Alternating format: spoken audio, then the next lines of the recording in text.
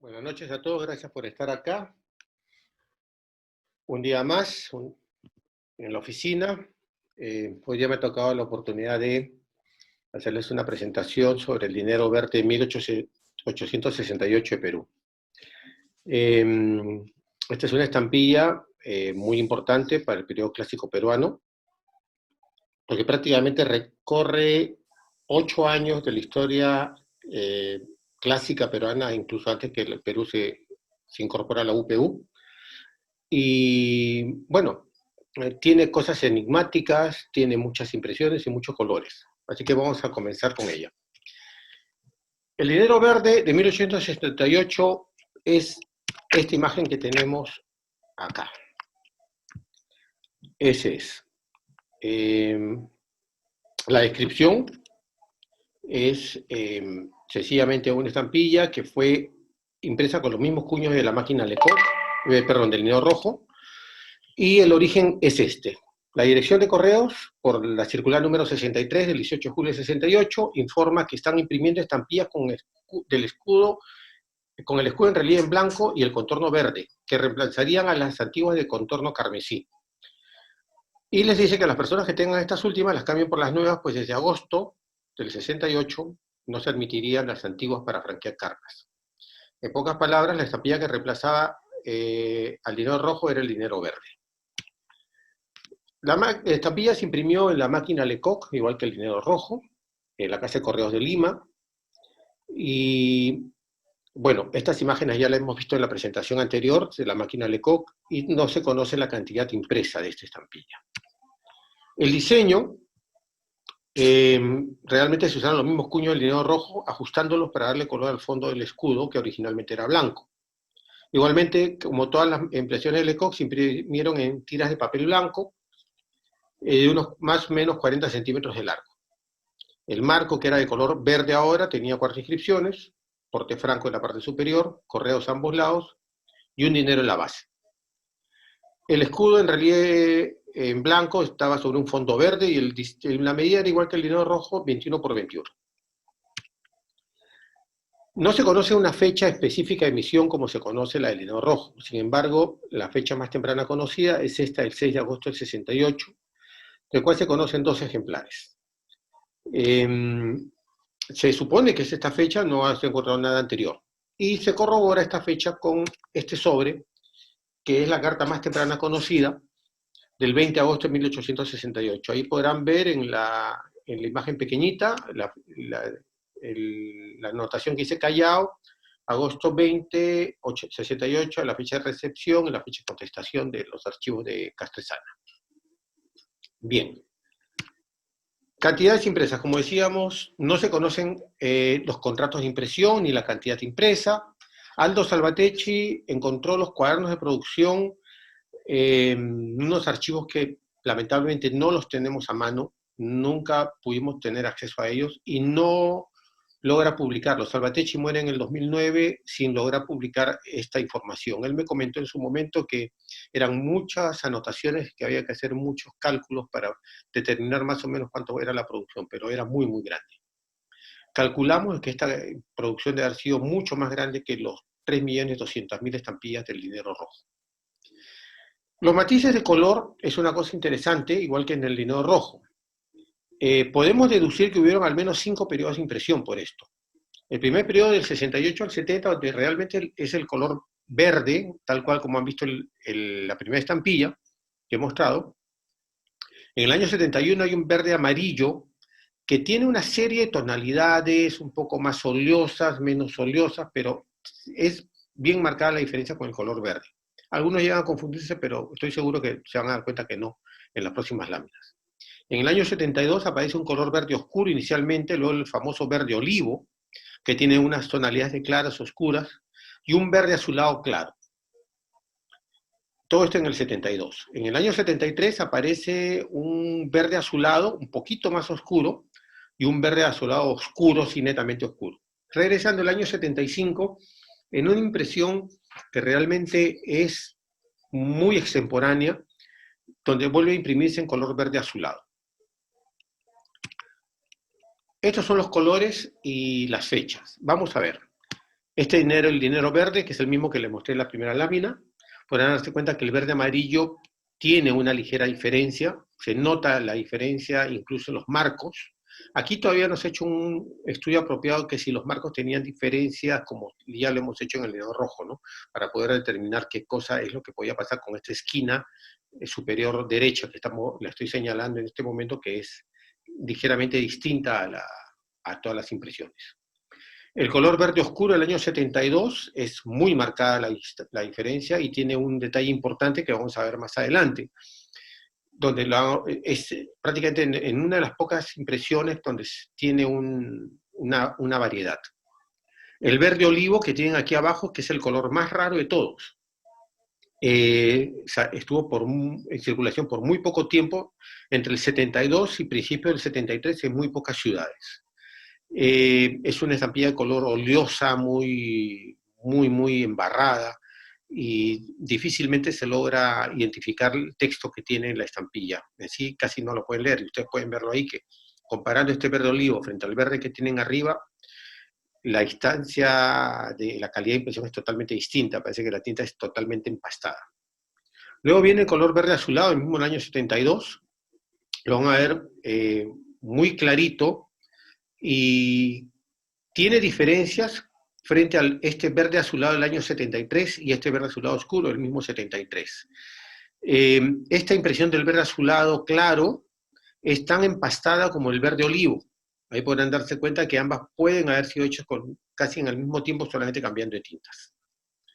Ya el verde azulado del 73 tiene nuevamente mayor detalle digamos, en los arabescos, en las letras, ¿no? Y aunque el escudo no tiene la finura que tenían las primeras impresiones, ¿no?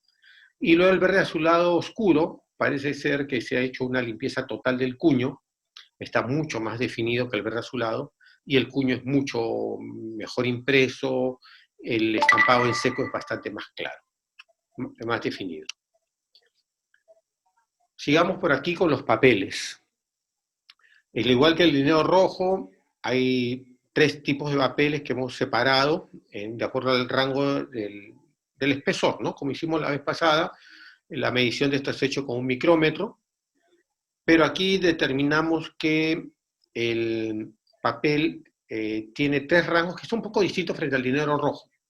El delgado lo situamos entre 0.06 a 0.08, el medio del 0.09 a 0.10, y el grueso entre el 0.11 al 0.15. En esta emisión el papel es muy acartonado, muy duro, y suponemos, bueno, no creo que haya otra forma de explicarlo, que el papel se consiguió localmente, ¿no?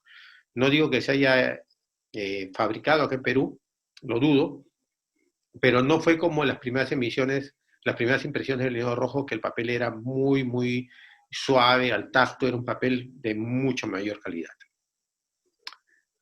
Igualmente, el ancho de las tiras, no hay tantas variedades como en el rojo, pero sí tenemos tiritas angostas de 22 milímetros y tan grandes como esta de 25 milímetros que ven en la esquina inferior derecha, donde prácticamente en la parte superior ven un entintamiento que debe ser pues de que la tira está muy por encima del marco de impresión, ¿no?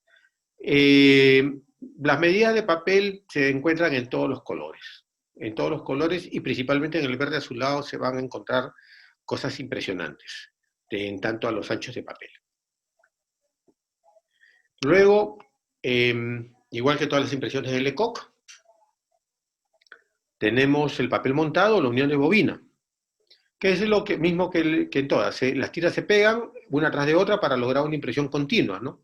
40 centímetros aproximadamente de largo entre cada unión, con unas 17 estampillas en cada tira, ¿no? Entre unión y unión.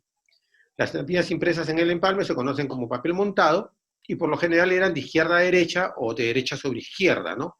Aquí pueden ver un ejemplar en la parte superior de derecha sobre izquierda, ¿no? Pero hay que recordar una cosa, ya en estos años la impresión era mucho más burda, mucho menos considerada, respetada que con el dinero rojo o incluso con la peseta marrón.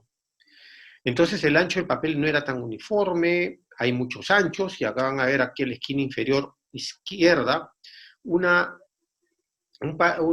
papel montado que prácticamente es como que si hubiesen rasgado dos pedazos de papel a pegarlos a como de lugar, e incluso en la parte inferior van a ver que las dos bobinas no tienen el mismo tamaño. Más aún, aquí en la derecha, esta tirita de 4, van a ver que acá en la parte superior de la tira, bien pegada hacia el lado derecho, van a ver que la bobina de papel es de mucho más ancha, está inclinada, o sea, pegaban las bobinas a como sea. Acabamos de hablar al respecto de una longitud de 40 centímetros de aproximadamente cada tira de papel. Esta carta, que la tengo en mi colección, un amigo nuestro, Carlos Brenis, me mandó una demostración que vale la pena mostrarlo aquí. Prácticamente estas 5 tiras son una única tira partida por pedacitos. Entonces, este sobrecito que tiene 23 ejemplares, repartido en 2 tiras de 6, una de 5 y otras 2 tiras de 3, al parecer provenía de una misma tira mucho más larga, ¿no? Se ha podido identificar cómo empalmaban ellos porque las tiras pues, prácticamente fueron cortadas a mano. Eso nos ha ayudado para más o menos recrear la tira original.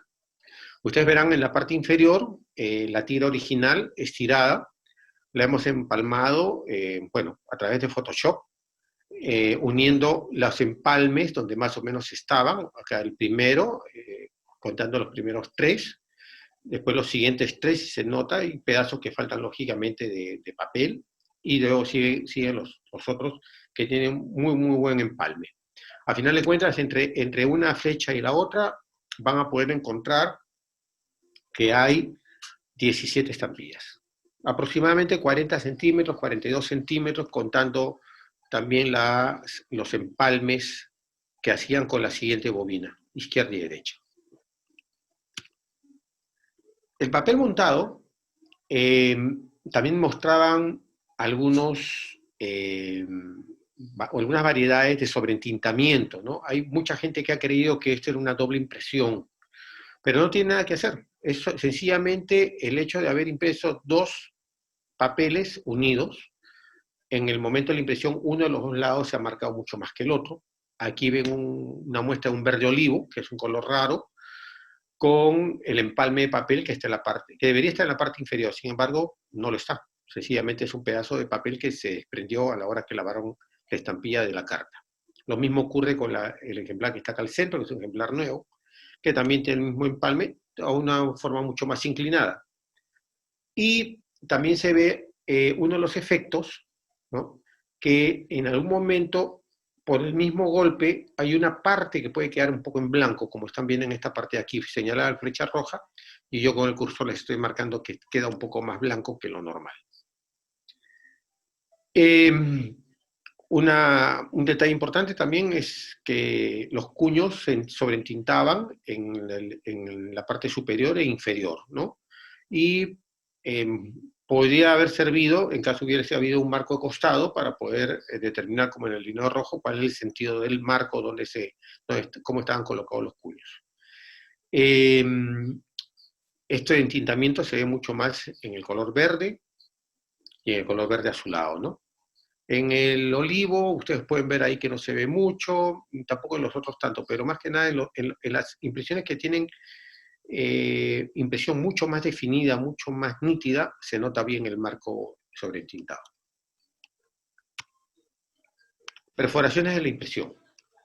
Como en todas las impresiones del Lecoq, las tiras salían empujadas o arrastradas por un mecanismo de agujas que los iban empujando una a una, supuestamente, pero al parecer han sido muchas agujas, y ustedes se van a dar cuenta por estas tiras, que en algunas solamente habían una perforación, acá en la parte superior, por ejemplo, esta tira, otra perforación abajo, habían 2 perforaciones arriba y abajo, y en algunos casos no habían perforaciones. Me imagino yo que ha sido un mecanismo de arrastre continuo que ha estado sacando las tiras, y estas perforaciones ayudaban a salir a la tirita y evitar las dobles impresiones que también se han dado, ¿no? Y lo vamos a ver más adelante. Esta perforación e impresión también sirve para algo más, para ver acá el famoso error del lineo verde, que es el escudo invertido. Como es bien sabido, la impresión se hacía con dos cuños, uno para el marco y otro para el escudo. En el caso del lineo rojo se acordarán que el escudo estaba en blanco, en este caso está en verde. Eso tiene un motivo. En este caso, el error de los cuños, el error de la colocación de los cuños, en uno de ellos ha girado 180 grados. El linero verde con escudo invertido, así conocido, solamente se conoce en color verde azulado y solamente corresponden al año 72. Hay alguno del 73 de uso tardío por ahí, creo que de Tacna, pero lo frecuente es encontrar circulados en diciembre del 72. Esa fecha, 13 de diciembre del 72, concuerda con la fecha de la salida de los vapores hacia el norte, hacia, digamos, Panamá. Es por eso que hay muchos ejemplares que salen de Lima particularmente con esta fecha 13 de diciembre. Pero la pregunta es, ¿realmente el escudo estaba invertido o era el marco el que estaba invertido? En la página anterior hemos visto estas perforaciones a las cuales estoy regresando, y estas perforaciones nos van a ayudar a hacer un análisis para ver realmente qué cosa estaba invertido. Entonces vamos a ver un método para determinar la verdadera posición del del escudo invertido, y es esta. Para determinar cuál cuño estaba invertido, si era el escudo o el marco, veremos la posición de las perforaciones del sistema de avance. Aquí hay algo interesante. El sistema de avance, las dos agujas, no estaban equidistantes con respecto al centro o la línea horizontal imaginaria que podemos pasar a través de la estampilla. Ahí ven en la estampilla superior un ejemplar en condiciones normales, donde la línea azul es el centro, y se dan cuenta que los dos puntos que están marcados, puestos con la lineecita color magenta, tienen los dos puntos arriba y abajo, y es muy notable, muy notorio, que los puntos no son equidistantes, los dos de la línea central imaginaria que hemos trazado.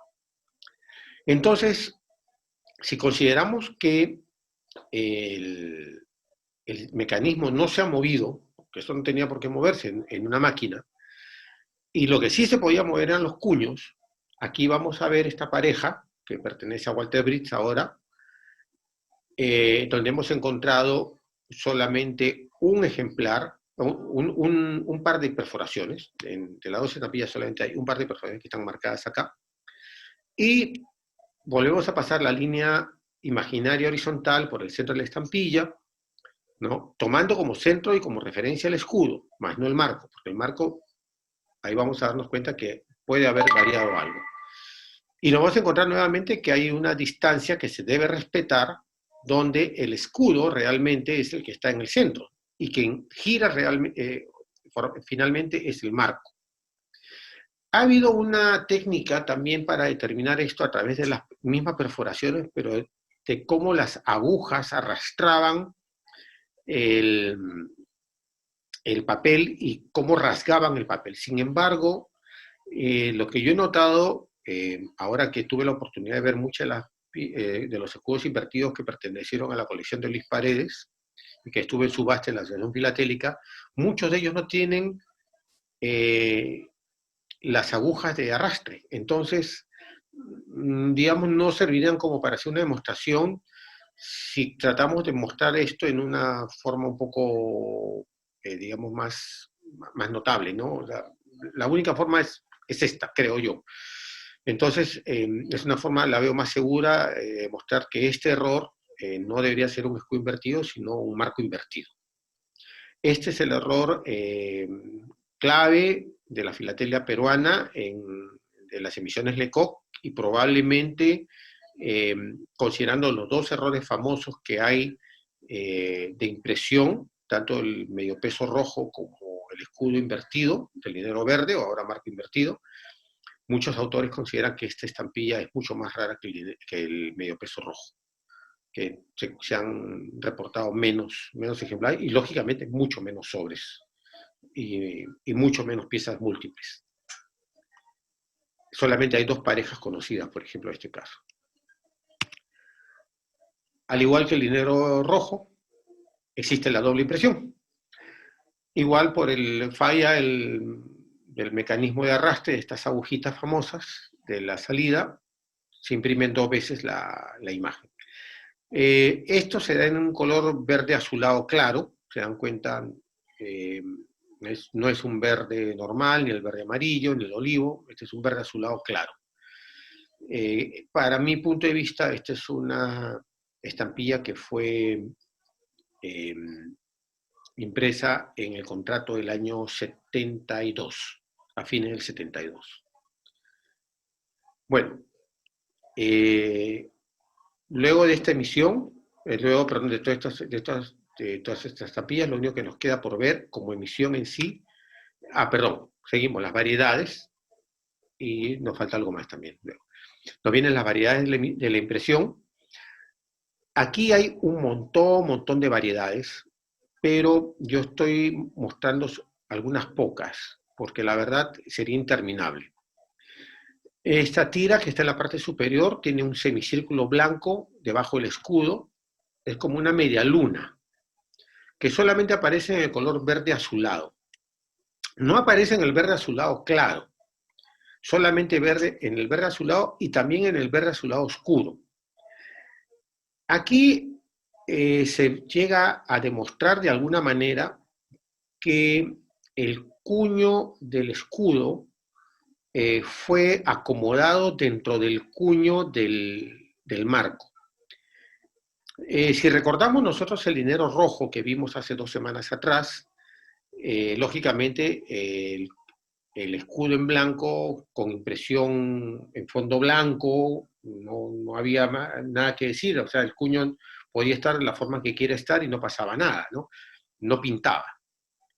Pero parece ser que en esta estampilla el cuño o el par de cuños que realmente hacían la impresión en seco del escudo fueron colocados de una manera que el cuño que nosotros podríamos denominar hembra, que es el que hace hace la contrapresión del escudo, porque el macho es el que hace el relieve y la hembra es la que aguanta el golpe, fue colocada al mismo nivel del marco de color. Entonces, la idea que tengo es que en el dinero rojo, inicialmente ese par de cuños se colocaron con una pequeña luz, con una pequeña diferencia para que la tinta no manche el centro y así el escudo salir en blanco. En este caso, el dinero verde, el escudo, el cuño del escudo, el cuño hembra del escudo fue colocado al mismo nivel, alineado a la misma altura que el marco, con lo cual se pintó. Muy bien. Y eso lo pueden ver en la primera estampilla. Pero parece ser que en algún momento ha habido alguna especie de desgaste o desalineamiento de ese cuño hembra y terminó haciendo esta aureola blanca como una media luna que van a ver solamente en el verde azulado y en el verde azulado oscuro. Eso se debe, ¿por qué? A un desalineamiento del par de cuños que hacían el escudo. Eso para mí es la variedad más importante que de todas las que hay, y es más, es una constante, es solamente en 2 colores. Otras variedades constantes, pero es, por ejemplo, este escudo entintado. Este escudo entintado solamente se da en el verde oscuro, de la manera que lo estamos viendo aquí, que es que la cornucopia del fondo, de la cornucopia del escudo, realmente tiene pintadas todas las rayitas. Este ejemplar lamentablemente no ayuda mucho, pero sí hay un entintamiento muy marcado del escudo. Solamente ocurre en el color verde oscuro, no en el verde amarillo. ¿No? Luego vemos aquí otra variedad que es la impresión sobre entintada, que sí se llega a dar en muchas impresiones. Acá tenemos una muestra en un verde amarillo, en un color verde amarillo, y se embota tanto la tinta de que pareciera una doble impresión, pero que tampoco lo es. Tenemos la siguiente muestra, es una impresión borrosa, que es típico de un color verde azulado claro. ¿Por qué el verde azulado se diferencia del verde azulado normal y el verde azulado oscuro? Porque el verde azulado no tiene la aureola abajo. Esta impresión del año 72, que para mí tiene el mismo tipo de alineamiento de cuños que el verde olivo y que este verde oscuro, no tiene la media luna blanca, y a pesar que está muy borrosa, casi toda la emisión es borrosa, sí llega a tener, digamos, muy definida la ubicación del cuño. Otra variedad que se debe a una producción muy posterior, muy al final de la emisión esta, es este papel irregular que ustedes ven medio color morado y todo rasgado en la parte superior. Es muy frecuente encontrar tiras de estas, pequeñas tiras de 3 y a veces de 5, con estos manchones. Se habla por allí que fue un papel viejo, un papel manchado, que lo pusieron en impresión porque no había otra cosa, pero solamente lo he encontrado en nuevo. No recuerdo haber visto ningún ejemplar usado en estas condiciones, pero existen, ¿no? Existen este papel irregular así en nuevo. Debido a todas las impresiones que tuvo esta estampilla, a los malos alineamientos que tuvieron los cuños, al tipo de tinta que tuvieron, al apuro de imprimir, hay una gran cantidad de errores en las palabras. Errores que se ven por el sobreentintamiento, por la falta de tinta, por lo que fuera. Y todas las leyendas llegan a tener una cantidad de errores ortográficos que he seleccionado unos cuantos nada más para hacerles un ejemplo, ¿no? Por ejemplo, esta palabra porye o porti, por la palabra porte, de la frase porte Franco en la parte superior. El mismo Franco tenía, en vez de la F se convertía en una I, la última O se convertía en una C, y tenía unas palabras que prácticamente son impronunciables. En la parte de dinero, la E se convertía en L, como dinro o diniro, le quitaba las 2 rayitas a la N, o la O terminaba siendo una C, igual, todos problemas de entintamiento. Y en correos, tanto izquierda como derecha, aparecía también, en vez de correos, se sobrecargaba la C, se terminaba siendo un orreo, o un ocerreos, o lo que fuera. O sea, hay una cantidad increíble de combinaciones que podemos encontrar de estas variedades. Así que mostrar esto o sea, sería hacer un listado gigantesco que creo que no vienen al caso para hacer una presentación de una estampilla de este tipo. Y bueno, finalmente hay que mostrar si es que hay falsos. Y sí, hay un falso que pertenece a Javier Alegre. Se detectó en una subasta, Javier lo logró comprar, es un escudo invertido.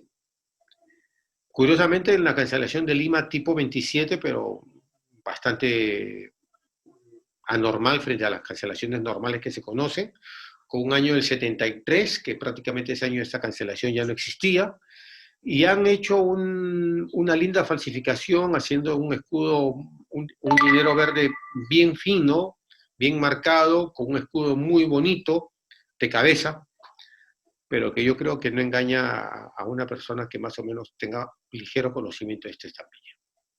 Así que bueno, esto es el dinero verde como estampilla.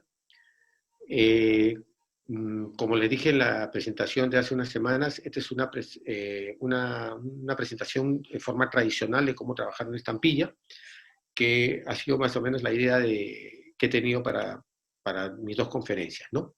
Pero esto no termina aquí, porque tenemos que ver qué pasa con el dinero, para qué se hizo el dinero verde, igual que el dinero rojo. Así que comenzamos con la parte de usos. Y los usos. ¿Qué porte pagará el dinero verde? A diferencia del dinero rojo, el dinero verde aparece cuando ya hay una tarifa uniforme a nivel nacional y una tarifa uniforme a nivel de correspondencia al exterior. Un dinero de porte simple, tanto al exterior, tanto al porte interno. Y un dinero también era, de alguna manera, una forma muy práctica de hacer todas las combinaciones posibles para los portes. Era más práctico que utilizar una estampilla de peseta en muchos casos, ¿no? Entonces acá tenemos un par de ejemplos. La carta de la izquierda es una carta que a mí me encanta, parece muy simple, es una enviada de Ayabaca a Cusco. Los peruanos que me están escuchando saben que Ayabaca está en el norte, en la sierra norte de Piura, y el Cusco está bien abajo. Bueno, creo que todo el mundo sabe dónde está Cusco, ¿no? Que es el ombligo del mundo. Y entonces, esta cartita, que tiene el valor de un dinero, es un porte simple para una distancia mayor a 25 leguas, hace una ruta realmente interesante. La carta sale de una receptoría de Ayabaca y va a Piura. De Piura, que es la administración principal, la mandan al puerto de Paita. Entonces, en Paita la ponen en un barco y la llevan hasta Lima. En Lima la tramitan y detectan que la carta tiene que ir a Cusco y la mandan hacia el Cusco. Muy bonito hasta allí. Pero esto muestra la eficiencia de una carta porque en esta carta ha circulado a través de dos carreras principales, uno que es la carrera de Valles o del Norte, que es la correspondencia que ha caminado entre Paita y Lima, vía marítima, y después por la carrera del Cusco, que es la carrera justamente de ese nombre, ¿no? De Lima-Cusco. Pero también ha ido por dos travesías. La travesía de Ayabaca a Piura, ¿no? Que era una travesía más o menos de 10 a 12 leguas, y de Piura a Paita, que es de 14 leguas. Entonces, para mí es una carta que muestra qué tan eficiente podía ser el correo en esa época, que probablemente hoy no lo sea. La carta de la izquierda es una carta que sale de Huancayo, en los Andes peruanos, digamos, mirando transversalmente, casi está a la altura de Lima, pero cruzando la cordillera de los Andes, y va hasta París. Es también una carta de porte simple, con una estampilla de dinero verde a su lado, ¿no? Es del año 73. Pero la estoy mostrando en este caso porque es una carta que va por la vía de Magallanes. Hace unos días, algunos de nosotros hablábamos de las cartas que correspondían, iban por la vía de Magallanes, qué tan difíciles eran. Pues esta es una muestra de una correspondencia enviada por la vía de Magallanes. La carta tomó 67 días en llegar, lo que normalmente una carta demoraba entre 32 y 34, 36 días en llegar a destino. Esta tomó 67 días. Las cartas que iban por Magallanes no pasaban por Londres, con lo cual no tenían la marca de intercambio franco-británica, el famoso GB, un franco 90, ni la marca de ambulante Calais o Calais, sino que va directamente a Burdeos. Esa marca circular que tiene ahí fechadora dice algo así, el extranjero ambulante Burdeos, ¿no? Y lógicamente la tasa a cobrar es una tasa mucho menor de la época. En esa época se cobraban 15 décimos por una correspondencia de estos al destinatario, cuando era por Magallanes 12 décimos. Pero aquí estamos mostrando justamente dos usos típicos del dinero verde. Hay otros más. El mismo dinero verde también pagaba el porte a los países limítrofes, sea la forma que sea. Acá tenemos dos ejemplos. Uno, que estuvimos viendo con Juan Pablo Aguilar el otro día, esta era parte de mis consultas con él, sobre Lima-Cuenca, ¿no? Al Ecuador. Son más conocidos los que van a Guayaquil, ¿no? Eso lo hemos conversado muchas veces, pero a Cuenca es un poco más escaso. Es un porte simple al exterior que va por vía marítima hasta Guayaquil. Supongo yo que Lima-Paita, como siempre, y de Paita a Guayaquil, y de Guayaquil debe ir por vía terrestre a Cuenca. Si me equivoco, Juan Pablo tiene todo el derecho de corregirme. Y el otro sobre que ven a la derecha es un Tacna-La Paz. Normalmente la correspondencia Tacna a Bolivia era a Cochabamba, algunos a Cobija, otros a Chuquisaca. La Paz es un poquito más escaso, pero también, o sea, no es tan raro, ¿no? Este es un porte doble al exterior, como dan cuenta, son dos estampillas, pero este va por la ruta terrestre entre Tacna y la vía El Desaguadero, o sea, el lago Titicaca. O sea, hace una ruta por Mazocruz, Tacna, Mazocruz, de ahí llega hasta el Desaguadero, cruza por Curaguara de Carangas y termina en La Paz, bordeando Chapi, Laja y otros pueblos más bolivianos. También el dinero verde se utilizaba para certificar cartas, ¿no? Porque total era un valor de 10 centavos y todas las combinaciones eran posibles. Entonces acá tenemos una carta certificada eh, que concordaba con la tarifa del año 58. El porte, la tarifa del 58 valía en el momento de esta carta, que es del año 74, o sea, prácticamente 16 años después todavía existía esta tarifa, incluía un derecho de certificación, ¿no? Que se pagaba además del porte, ¿no? Si bien este derecho de certificación fue cambiando con el tiempo, el dinero verde justamente está más o menos en 2 o 3 periodos de los cambios de tarifas que tienen que ver con certificación. Pero en este caso particular, esta cartita mantiene el porte del 58, que son 2 dineros por un porte doble y 4 dineros por la certificación. O sea que era normalmente el porte simple de 1 dinero y 2 dineros de certificación, por una carta doble, 2 dineros más 4. Esta tarifa fue vigente hasta el 6 de abril del 74, o sea, esta carta está muy cercana al cambio de tarifa siguiente, que fue prácticamente el último gran cambio que tuvo las tarifas peruanas antes de entrar a la UPU. Bueno, excepto esta tarifa no estuvo vigente entre marzo del 66 y enero del 68, porque hubo un golpe de Estado que reconoció algunas tarifas y otras las canceló. Entre las tarifas canceladas en ese periodo está esto y el motivo de esta carta y la famosa estampilla bisectadas del dinero verde. Son muy pocas las cartas conocidas, no es como la del dinero rojo, que se conocerán unas 15 o 20 cartas. Yo creo que el dinero verde se conocen no más de 8 o probablemente 10. Existen 2 periodos del dinero verde bisectado. Aquí particularmente les muestro uno que es muy especial. Esta carta ha sido publicada e ilustrada en varios libros, entre ellos el de Moll, estuvo en la colección de Ainer, creo que ahora está en la colección de Márquez y así. Con un nuevo gobierno, el año 68, se anulan todos los actos administrativos previos a esta dictadura. Entre ellos la reducción del porte del año 66 para la correspondencia entre Lima y Callao, que estaba fijada en 5 centavos. Con lo cual, toda la correspondencia a partir del enero del 68 y hasta el momento que duró la dictadura, que fue en septiembre del 69, ahí hay un error de tipeo mío, la correspondencia debía pagar 10 centavos. Sin embargo, la compañía de ferrocarriles de Lima, que era la compañía que es privada que se encargaba de llevar la correspondencia con el contrato que tenían con el correo, por algún motivo que se desconoce, pero que me imagino de ser una de las tantas criolladas que existen en este país, decidió seguir aceptando correspondencia pagando el porte de 5 centavos.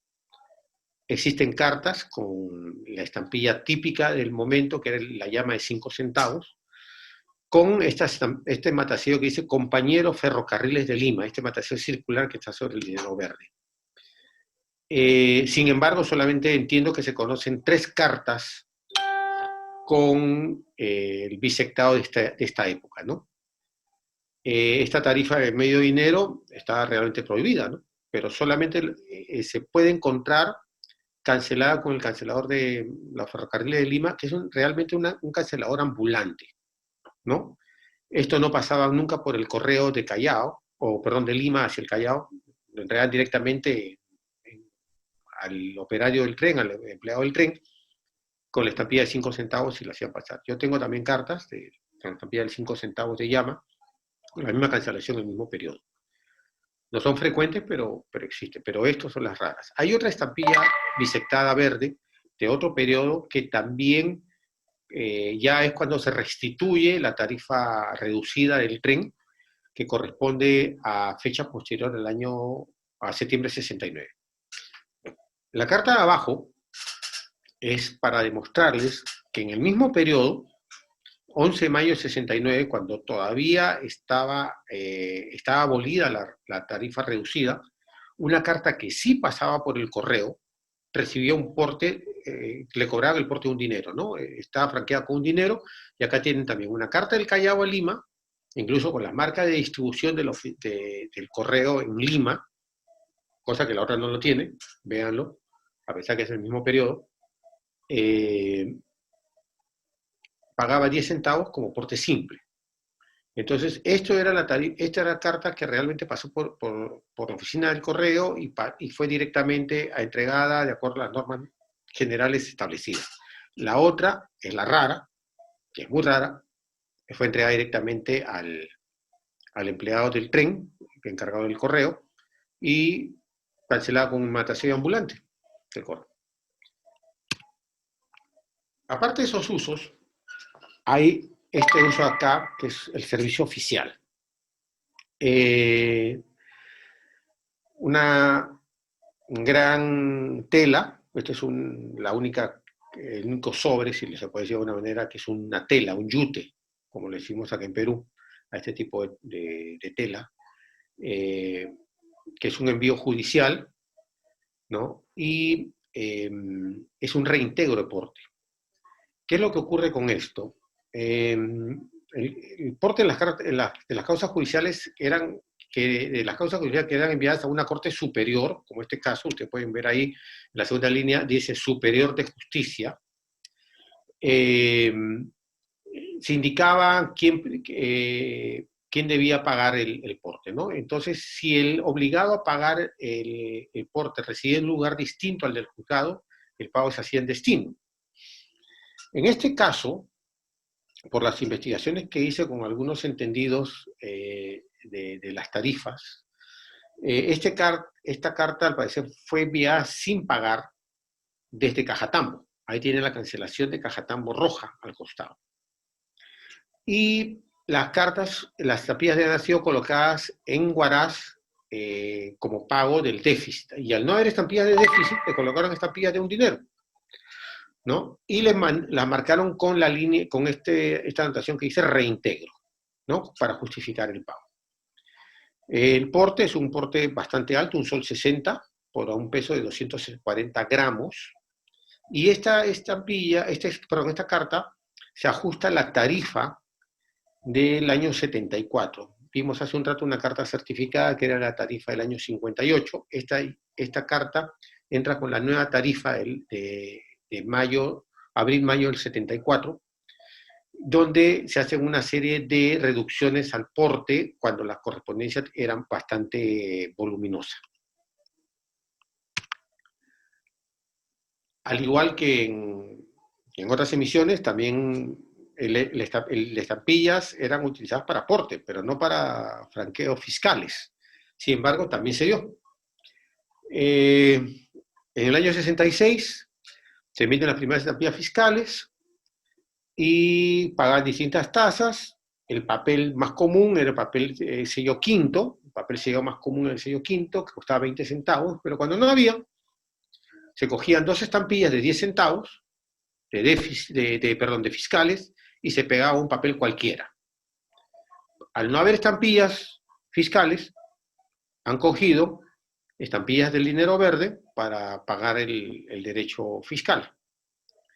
Lo curioso de este caso es que acá están pagando 40 centavos y no 20. ¿Qué ocurre? Que esta tasa de 40 centavos es es la tasa pagada por un doble pliego. O sea, yo tengo el pliego completo y el pliego de atrás ya no tiene ningún porte adicional, solamente tiene la continuación del documento, y con lo cual la tasa fue pagada por esta misma tira de 4 en la parte delantera. Una cosa interesante a notar es que esta tirita también es un papel montado y se van a poder dar cuenta ahí la diferencia de los colores que había, que estuvimos hablando inicialmente. Entonces, este es un plieguito del año 71, ¿no? Donde ya habían estampillas fiscales para pagar esto en cualquier momento, pero lamentablemente no habían en esta zona que era Cajatán. Luego de los usos, tenemos que ver qué cosa tenemos importante aquí. Las piezas destacables, no solamente importantes, sino destacables, hay mucho. El dinero verde estuvo vigente a lo largo de los cambios de tarifas postales, a los cambios, a los convenios que tuvo el Perú con distintos países para la exoneración del cobro en destino, tuvo cambios de moneda, tuvo cambios de pesos, digamos, tuvo cambios de gobiernos, como hemos visto con el bisectado, y con ello anulaciones de tarifas. Entonces, yo he hecho una pequeña selección de algunas cosas que me parecen interesantes, destacables. No son todas, existen muchas piezas que se quedan fuera. Sería innumerable las cosas que se podrían hacer notar acá y cada pieza tiene un valor o un nivel de importancia dependiendo del tipo de colección en donde se presente. Entonces, yo como piezas destacables estoy marcando estas dos primeras que están en la colección de Brits. Esta pareja que ya la habían visto cuando hice la demostración del marco invertido. Solamente existen dos, esta es la que tiene la mejor calidad porque la otra está rasgada y es una pareja muy bonita. Y la estampilla suelta es otro marco invertido, pero que es el único que se conoce con papel montado, ¿no? Y esto la hace muy, muy singular a esta pieza. Te dan cuenta que la estampilla está fecha el 13 de diciembre del año 72, como digo que es la fecha típica en Lima para estas estampillas. Tenemos muchas piezas destacables, como le digo. Acá hay una carta del servicio oficial. Esta está en la colección Márquez, creo, en este momento. Y la correspondencia oficial siempre lleva una marca, ¿no? Que decía SN, servicio, S oficial, oficial. En este caso, es una carta judicial de SJ, dirigida de Ayacucho a Huancavelica. De un juzgado normal a uno superior, ¿no? Entonces, es una carta del 20 de septiembre de 71 que tiene el franqueo más alto conocido de la llama de 20 centavos, ¿no? Y tiene lo curioso que tiene un dinero verde al lado para completar el porte. El porte de 2 soles 50, ¿no? En ese momento valorado de esa manera como soles, pagaba un peso de 15 onzas. O sea, ya se tenía que estar controlando mucho el tema de los pesos porque las cartas tenían un porte por medias onzas hasta cierto tramo y de allí por onzas. Entonces, por eso la existencia de este dinerito verde, porque cubría uno de los primeros tramos de la carta o la compensación para hacer el número perfecto del porte. A mí en particular me gusta mucho la correspondencia que Paul Novoa y yo le damos como nombre los tutti frutis. Muchos colores en una carta las hacen muy vistosas, pero no necesariamente las hacen raras, ¿no? Pero en estas estoy mostrando 4 cartas que son interesantes. La primera de la esquina superior izquierda es un triple porte a Italia, ¿no?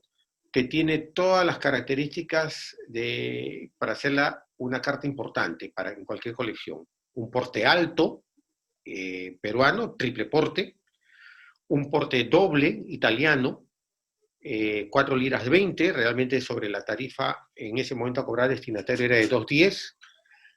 Ahí hay un número 58 que estoy marcando en ese momento en el cursor, con el cursor, que es un F.58, que es el número del artículo del convenio franco-italiano para el intercambio de correspondencia. Es más o menos el mismo tipo de convenio anglo-francés, pero entre los franceses y los italianos.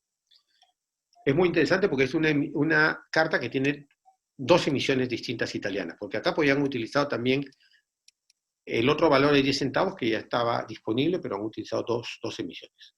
La carta de la esquina superior derecha es el franqueo más alto conocido dirigido a Italia y lógicamente con un porte muy alto conocido, el porte más alto conocido de multas italianas. Debería ser 9 liras con 20. Aquí faltan los 20 centavos por algún motivo. Ese garabato que ven aquí es un 9 y un 2. O sea, el 9,20 debería estar compensado por las 9,20 en estampilla, pero solamente hay 9 acá. 2, 4, 6, 8 y una 9. Le falta una. Pero de todas maneras es una carta muy interesante por ser un cuádruple porte y es el porte más alto dirigido a Italia del dinero verde. La esquina inferior derecha, perdón, izquierda, es un doble porte, también pero encaminada desde Panamá.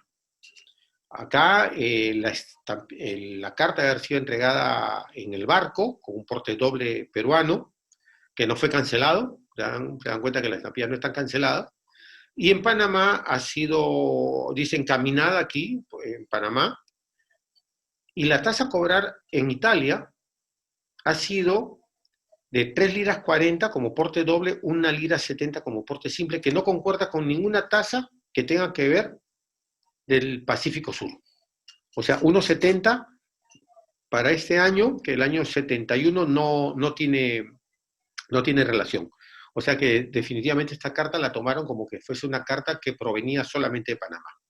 Tuvo suerte el destinatario, le cobraron menos de multa. La carta inferior derecha es un típico franqueo mixto Perú-Inglaterra, ¿no?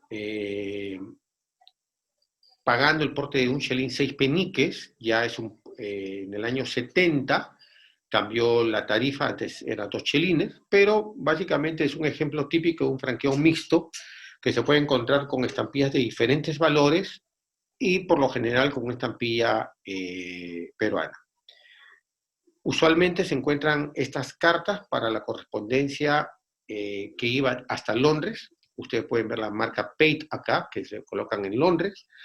No pagaba nada el destinatario, o caso contrario, hay cartas con estampillas inglesas y peruanas que pagaban un porte solamente hasta Panamá cuando iban a Estados Unidos. O sea, pagaban el porte de 6 peniques, que correspondía solamente el franqueo pagaba hasta el Istmo de Panamá. De ahí en adelante pagaban el porte en Estados Unidos, ¿no? Si fuese el caso. Otras piezas destacables, según lo que yo he elegido, es que en las dos cartas en la parte superior corresponden al periodo de la guerra franco-prusiana, ¿no? Que tuvo una serie de cambios en las rutas de barcos para poder hacer llegar la correspondencia. La carta de la esquina superior izquierda es una carta de cuando comienza el bloqueo y se paraliza el transporte de la línea A francesa, pero todavía esta carta llega a salir de alguna manera y llega hasta Inglaterra. Va por vapor inglés hasta Londres, como le indica ahí, no llega a pasar por Francia, le anulan la marca de intercambio, esta que tiene un zigzag ahí abajo, hay un GB, que es la marca de intercambio franco-británica, y la hacen llegar a Italia desde Inglaterra sin pasar por Francia, con lo cual, por un periodo de más o menos 30 días, las cartas de esta ruta solamente pagaban 2 liras. 2 liras que están marcadas acá, en lugar de las 2 liras 30 que supuestamente debían ser en ese momento. De esas 2 liras, una 80 liras, que correspondía algo así de un chelín, era el crédito a favor de los ingleses, ¿no? De estas cartas se conocen solamente 3 de este periodo. La carta de la esquina superior derecha es una carta que llega ya cuando está suspendida la línea A francesa, la línea que salía desde Aspinwall o desde Colón hacia Burdeos, hacia San Nazarí, sin pasar por Inglaterra. Entonces, lamentablemente, no llegan a poner esta carta en esa línea de vapores porque está suspendida y la envían a Nueva York. Hay una marca circular, no la Panamá Transit, que es la típica marca de tránsito cuando iban en valija abierta, sino esta de aquí que dice Etat Unis, Estados Unidos. Y la mandan de Nueva York hasta Cherburgo, en vapor alemán. Está demostrado cuál es el vapor, no tengo el nombre acá a la mano, y al no pasar por Inglaterra solamente la tasan con 1,40 lira. Es una tarifa también reducida, ¿no? Justamente por el cambio de rutas. No se le acredita nada a los ingleses por el hecho de haber transportado esta carta. Y también acá hay un par de rayas horizontales que están tarjando una tasa de 1,20, que inicialmente la habían considerado como si fuese una carta que solamente iba hasta Francia, pero no, la tasa con 1,40 lira, que es la carta italiana. Una correspondencia un poco escasa es la que tienen ustedes en la parte inferior izquierda, que es la correspondencia dirigida a España. Por algún motivo es muy difícil encontrar correspondencia dirigida a España. No es que sea imposible, hay, pero son las que menos se encuentran, ¿no? Y más aún cuando hay un franqueo mixto con la llama de 20 centavos, haciendo un triple porte, ¿no? Entonces, es una carta muy bonita que va de Lima a La Coruña, ¿no? Tasada en La Coruña con 20 reales y es un porte triple al exterior. Una carta que es muy importante, desde mi punto de vista, es la que tienen en la parte inferior derecha, es un porte simple a Alemania, según el tratado firmado entre Perú y Alemania en 1875. El porte simple era 30 centavos. En ese momento, el año 75, un dinero ya equivalía a 10 centavos, según la nueva moneda, las nuevas denominaciones, y esta carta está bien claro que dice vía Panamá y Southampton, pero no cobran nada al destinatario porque ya está, la toman como porte pagado. Otras cartas importantes son estas dos de aquí, creo que están en la colección de Silla. La primera es un franqueo mixto de estampillas peruanas para pagar un triple porte a Bolivia vía terrestre, típicamente Tacna Cochabamba. Es una linda carta con un par de trenes de 5 centavos y un porte perfecto, triple, linda carta y abajo, creo que se conocen también muy pocas, 2 o 3, es un triple franqueo mixto, Perú, Inglaterra, Estados Unidos. Todos sabemos que Inglaterra tenía la agencia postal, una oficina consular acá, donde se podían franquear cartas dirigidas al exterior, con lo cual se evitaba pagar el porte en destino. Pero como les dije, comenté hace un rato, la correspondencia a Estados Unidos solamente se podía pagar hasta Panamá. Estados Unidos también tenía un consulado y se podían franquear, pero es bastante escaso porque fue un periodo muy corto, se podían franquear cartas con estampillas americanas hasta destino y no tener que pagar nada el destinatario. Y este es un ejemplo claro. Paga un porte doble peruano, un porte doble, 2 chelines, una estampilla muy rara en carta. El porte en ese momento era un chelín hasta Panamá, y 40 centavos americanos hasta el destino Nueva York, ¿no? También es una pieza muy notable. Y esta de aquí es una carta, para mí, de las más bonitas que he visto en mi vida. Ahí donde la ven toda entrecortada, es probablemente una de las únicas cartas conocidas con estampillas peruanas dirigidas por la famosa línea de vapores F francesa que el otro día hablamos con Juan Pablo. La línea de vapores francesa que para nosotros solamente sirvió con el Villa de Brest y el Villa de San Nazarí, parece ser también el Villa de Burdeos, según lo que me han mostrado. Funcionó entre marzo del 72 y febrero del 74, según Salles. Este es un triple porte pagado en con 3 dineros verdes, los cuales no están cancelados. A los franceses no les parece que no les interesaba mucho el porte peruano, porque al final de cuentas la carta a la carta le cobran 8 veces, 8 portes simples en destino. O sea, 11 liras 20 para una carta que originalmente debía haber sido de 1 lira 40. Este 8 que está aquí les demuestra o les da a entender el 11.20 que están cargando acá, que está justificado con las 5 segnatases de 2 liras y las 2 segnatases de 60 centésimes.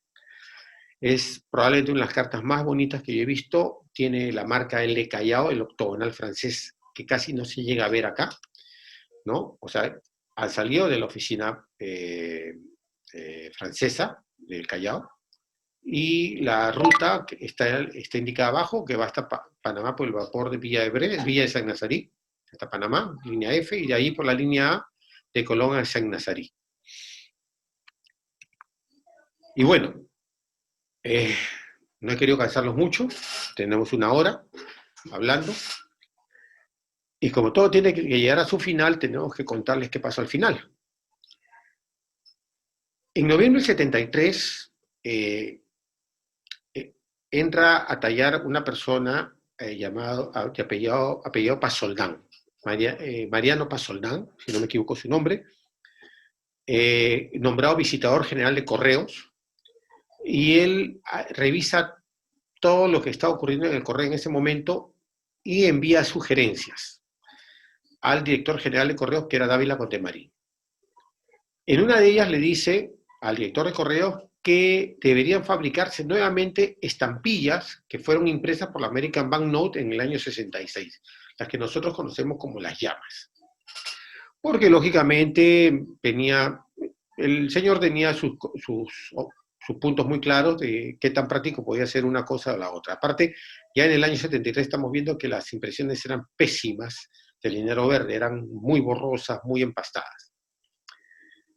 Se ordena la impresión, se hace una nueva contrata con la American Banknote, aprovechando las planchas, las matrices abiertas que tenía el correo peruano en esa imprenta, y imprimen los 3 valores, 5 centavos, 10 centavos y 20 centavos.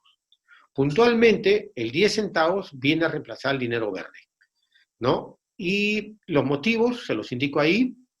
Uno de ellos, desde mi punto de vista, es que la denominación dinero correspondía a una fracción de moneda que ya, digamos, no se usaba, se está intentando dejar de usar, porque acordarse que en un momento se hablaba de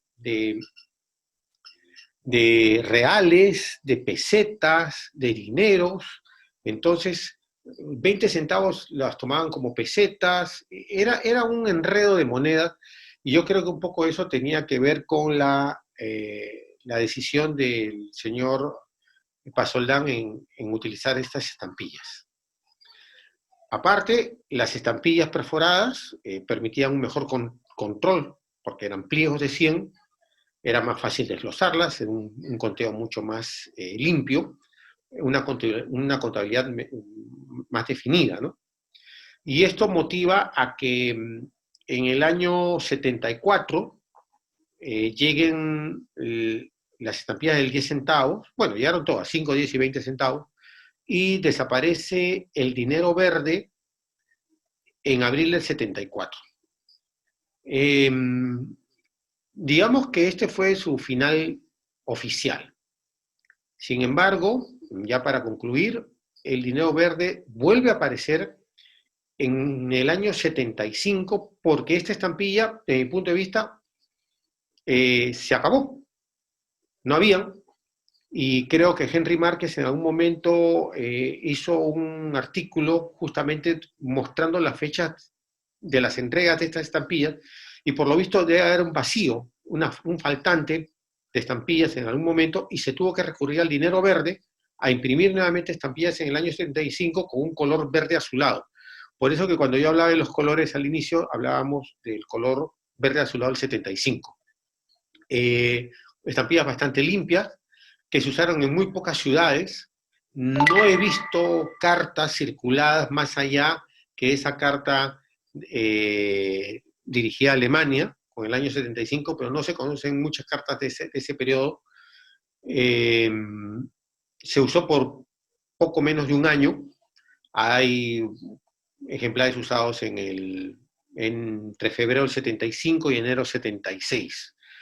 Y prácticamente desaparece. Finalmente, como digo, es reemplazada por esta estampilla del 10 centavos verde, la llama, y con esto concluye la historia del dinero verde. Les agradezco haberme escuchado, haberlos aburrido un poco durante una hora. Nuevamente le doy las gracias a todos de los cuales he podido tomar imágenes, como Walter Bridge, Jesús Sillá, Henry Márquez, Julio Lugón, Percy Barjols y alguno más que no lo haya olvidado. Gracias por su tiempo y espero les haya gustado. Muy bien. Gracias, Aldo. Muy bueno. Muy bien. Muy bien. ¿Alguna pregunta? Interesante. Ronda de preguntas. ¿Alguna pregunta por ahí? Aldo, ¿me escuchas? Hola. ¿Me escuchas, Aldo? Bueno. ¿Sí, quién eres? Cuando Moscatelli. Hola, Moscatelli. Trate una carta certificada de tamaño grande, aparecían unos sellos todo alrededor con forma de flor. Esos matasellos eran...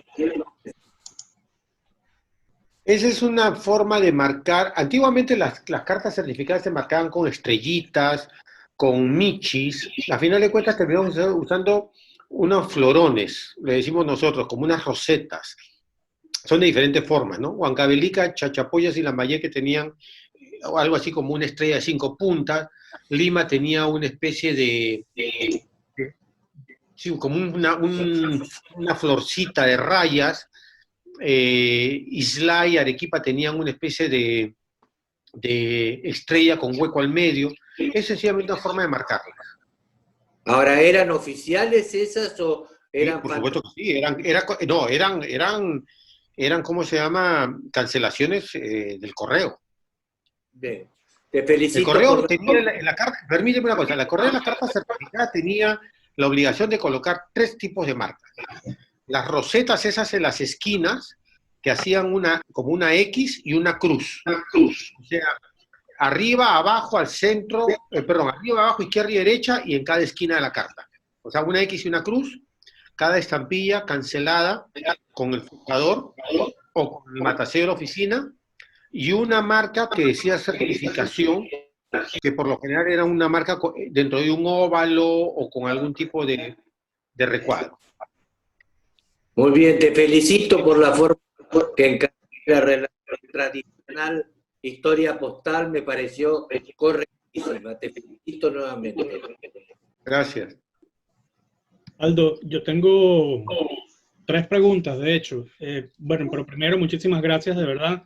Bien interesante. Esta es la típica serie que me llama muchísimo la atención por todos los problemas y cantidad de cosas interesantes alrededor de la impresión. Mi primera pregunta es la siguiente, Aldo. En una de tus primeras diapositivas dijiste que no habían estudios de placa, bueno, no de placa, de cuños, etcétera, porque había una esquina que estaba distinta a las demás. ¿Por qué razón crees tú que no hayan hoy día estudios de este tipo de piezas que son tan interesantes? Esa es la primera pregunta. Vamos a ver, vamos a ver. El dinero verde, igual que el dinero rojo, es un solo cuño. El desalineado de los cuños generaban todo este tipo de errores, ¿no? La falta de entintamiento en una esquina, poco cuidadosos eran los operarios que hacían la impresión, y se nota, porque en la primera impresión, el verde nítido del 68, es limpio, impecable. Pero luego el que tú me estás hablando es el verde amarillo. El verde amarillo justamente comienza ya a embarrarse la tinta. Además hay que considerar una cosa, la tinta probablemente la estiraban o les colocaban algún tipo de químico para estirarla, para aumentarla, y esos engrosamientos de tinta, ser más pastosa, no tan líquida, hacía que no tomaran la tinta apropiadamente cualquier cuño metálico, ¿no? Entonces, puedes encontrar grumos. No he mostrado más variedades, pero hay ejemplares que le faltan pedazos de tinta por fracciones, como que se hubiesen pelado. No sé si hayan sido pedazos de papel que entraron en la impresión y después se desprendieron, pero hay variedad de cosas de ese tipo que sería enorme listarlo. Es la estampilla que tiene más variedades que mostrar de todas las impresas en la Lecoq. No se ha estudiado tanto, no, sí se ha estudiado. Lo que pasa es de que para nosotros, digamos que lo tomamos como algo muy normal estar encontrando esto, pero cuando hemos visto colecciones donde ya se han comenzado a analizar esto a detalle, oigan, para nosotros lo que es normal, para ellos es muy especial, pues hay que comenzar a decirlo, ¿no? O sea, hay que escribir sobre lo obvio, y es lo que estamos haciendo ahora, ¿no? Estamos mostrando lo obvio para nosotros, que antes no se mostraba en blanco y negro o no se señalaba, pero nosotros lo guardamos como algo curioso. Entiendo, gracias. De hecho, ya me contestaste la segunda pregunta, que era cuántos cuños había en esta máquina. La última pregunta entonces es con respecto al concepto de papel montado que varias veces dijiste. Cuando dices papel montado, ¿te refieres a que el papel era pegado y luego volvían a imprimir, o es que la impresión quedaba en algún momento y luego reajustaban y reimprimían Claro, encima? ¿Qué es mira, montado? es la bobina, o sea, esta máquina imprimía por bobinas. Supuestamente la velocidad de la máquina es de 3.000 estampillas por hora, lo cual no creo que haya sucedido nunca. Hay que estar locos para eso. Yo creo que lo que han hecho los operarios es juntar una cantidad de tiras, y han hecho tiras de tiras para que la impresión sea continua. Las tiras de papel que estaban engomadas previamente se pegaban una encima de la otra. Por lo general, lo que yo he visto es más común derecha sobre izquierda que izquierda sobre derecha. ¿Ok? Y se hacía la impresión. Al operario no le interesaba que estuviera pegada sobre dos pedazos de papel estampilla, porque al final de cuentas lo que ellos tenían que tener era una cantidad de estampillas, y esas estampillas se usaban. Con lo cual, lo que pasa es que tú, de cada 17, una es montada. Nada más. Pero la función tenía que continuar, o sea, la impresión tenía que continuar porque a ellos le pagaban prácticamente por producción hecha. Claro, ok. Yo lamento, y acá quiero decir una cosa bien clara, yo lamento bastante que Aldo Salvatecci no tuviera el tiempo, la vida no le alcanzó para poder publicar la investigación que él tenía de esto. Yo había hablado con él mucho tiempo antes que él falleciera, que él tenía los cuadernos de producción. Él logró hacer lo mismo para el tren de 5 centavos, creo que para la peseta amarilla también, que son también impresiones de Lecoq, pero él me contaba que el conteo que él tenía para el dinero verde era tan grande que se mareaban, era para marearse cualquiera de la cantidad de reportes que se hacían a diario de producción de esta estampilla. Yo calculo que esta estampilla, fácil de haber sido unos 4 a 6 millones de estampillas. Por el tiempo, por el uso, por la frecuencia que hay y por la cantidad de variedades que hay, de colores que hay. Sin embargo, hay colores raros, ¿no? Y no es posible encontrar estos estudios con sus familiares, sus herederos, sus parientes. Hemos intentado algunos de nosotros convencer a la viuda que conseguir los microfilms, que queden donados como legado a la Asociación Filatélica, pero yo he visto el rollo, yo he visto la cajita del microfilm. Lo que pasa es que el tema acá, un poco lo sabe Henry, un poco lo sabe Julio César, creo que Carlos también, Brenny, sabe algo de esto, es que Herbert Moll, que fue una autoridad en filatelia acá en Perú, fue muy amigo de Salvatecci, le dio los datos a Salvatecci dónde conseguir o dónde buscar los archivos. Ellos hicieron pesquisas durante mucho tiempo no sabemos dónde ese problema. No sabemos si fue el Archivo General de la Nación, la Biblioteca Nacional, el Instituto Ribagüero, o vaya a saber dónde, hasta que encontraron los famosos cuadernos. En esos cuadernos, por ejemplo, se corrobora la fecha de emisión del dinero rojo. Uno de ellos es eso. Y en otro, que lo más importante, son las producciones diarias, es un cuaderno de producción diaria del dinero verde, de la peseta amarilla del tren. Lamentablemente, como te digo, no tenemos acceso a eso. Si tuviésemos el acceso, sería estupendo, porque cualquiera de nosotros, tomándose un buen tiempo, hacer todo el conteo y determinar en qué momento se hicieron cada contrato, porque yo estoy totalmente seguro que no fue un único contrato, y está demostrado por los colores. Entiendo. Muchísimas gracias, Aldo. Una pregunta, Aldo. ¿Puedo? Sí. ¿Tienen idea ustedes de cómo se distribuían esas estampillas? ¿La bobina, en piezas o cómo era? A otras ¿Cómo se oficinas. distribuían qué? ¿Cómo se distribuían a las otras oficinas postales estas estampillas? ¿En rollo o en pedazos? Mira, Sé que la mayoría se ha quedaban en Lima, obvio. se ha encontrado, la tira más larga que se ha encontrado es una tira de casi 1 metro de largo de la llama de 2 centavos, ¿ok? Si nosotros consideramos que todas las estampillas tenían el mismo tamaño, formato, porque la máquina siempre imprimió en el mismo tamaño, haciendo el mismo paso, la misma secuencia, eso nunca cambió. Entonces, podríamos suponer que del dinero verde, como de las otras también, se hicieron tiras de 1 metro. Yo conozco, o lo vi en persona, una enorme tira que perteneció a la colección de Luis Piallo del tren. Una tira nueva que la tenía enroscada. También era como un carrete. Y entiendo, hasta donde recuerdo, que había casi 1 metro de largo de la tira. La tenía colgada en un archivador, como si fuese una tripa. ¿Cuántos sellos habían ahí en la tira? 1 metro daba aproximadamente 40 estampillas. Lo cual, fíjate, es una cosa interesante a tomar en cuenta, porque si estamos hablando de 40 estampillas, si hablamos de la moneda peso, que eran octavos, 40 entre 8 eran 5 pesos. 40 entre 10, si fuesen centavos, eran 4 soles. O sea, estamos hablando de números, digamos, fácilmente manejables por cualquier funcionario o cualquier estanco, ¿no? Otra preguntita, la última.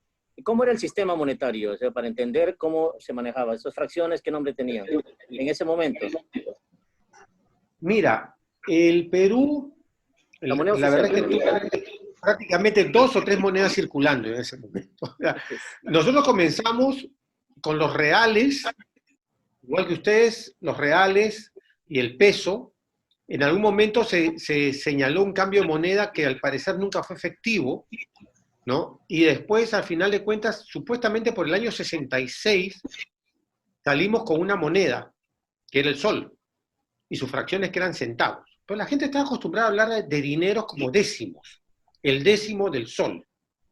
Pero realmente, en su momento el dinero era el real, era una confusión enorme, que a final de cuentas, para limpiar todo este enredo, en el año 74 este visitador Pasoldán cambia la tarifa. Pero le cambia la tarifa para hacer un ajuste, muy tonto, que parece, pero importante.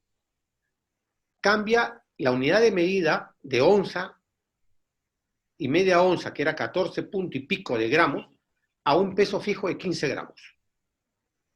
Y cambia el valor del porte de un dinero a 10 centavos. Vamos, estamos hablando prácticamente del dinero verde, que era 10 centavos.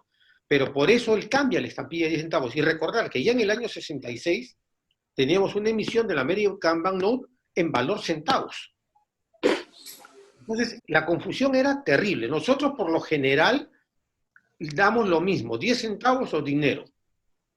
Y el real, cuando vemos el porte en reales, prácticamente lo consideramos como dinero, porque es que a final de cuentas es un enredo para poder entender los portes. Y yo creo que en el fondo estandarizaron todos a una proporción de un décimo de todo, ¿no? Al 10 centavos del sol.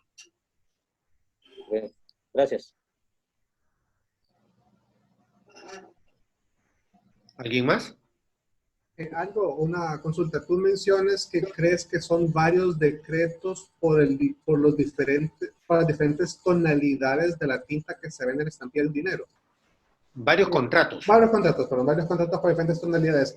¿Puede haber sido el caso similar a lo que sucedía aquí en Honduras, que se les acababa la tinta y simplemente preparaban otro lote y viendo que los empleados no eran tan eficientes en su trabajo, la fórmula no les quedaba bien y era el mismo contrato, pero simplemente la fórmula de la tinta no era la misma? A ver, mira, Mauricio, si tú ves las del año 68, que se emiten en agosto de 68, es una impresión muy cuidada, es muy uniforme el color, ves muy pocos errores ortográficos, muy pocos sobreentintamientos. Hay alguno por ahí, pero nada especial. Sin embargo, los siguientes colores los encuentras en el año 72. O sea, de hecho, tiene que haber habido otro contrato. Y cuando han vuelto a tomar la máquina, han buscado la tinta verde que les pareciera la mejor posible. Y yo creo que comenzaron con la verde oscuro. Por las fechas.